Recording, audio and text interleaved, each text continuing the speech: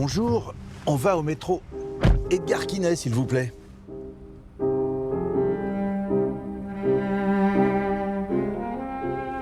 Ce que vous avez fait au plus petit de mes frères, c'est à moi que vous l'avez fait. Je trouve que c'est un passage qui est absolument formidable parce que il peut faire l'objet d'une double lecture. Pour le croyant, évidemment, c'est l'omnipuissance du Seigneur et le fait que tout bienfait est reconnu comme tel. Et c'est un beau récit.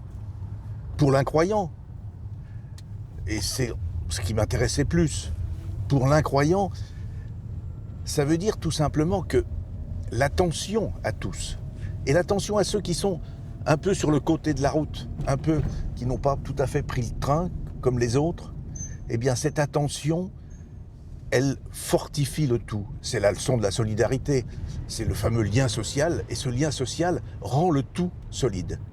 On se fait un cadeau à soi-même en étant attentif à ceux qui sont le plus en difficulté, quels qu'ils soient. J'ai été avocat longtemps, j'ai essayé de me servir de ça, en essayant de dire qu'il fallait être attentif aussi à ceux qui avaient mal fait.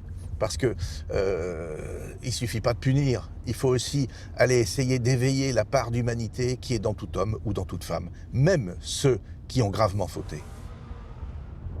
Et la sortie de prison, si on ne la travaille pas, eh bien ça débouche sur la récidive. Et de la même façon, il faut travailler l'insertion de ceux qui vivent pas tout à fait comme la majorité des autres. Comment leur permettre d'avoir une place et une place de citoyen dans la société.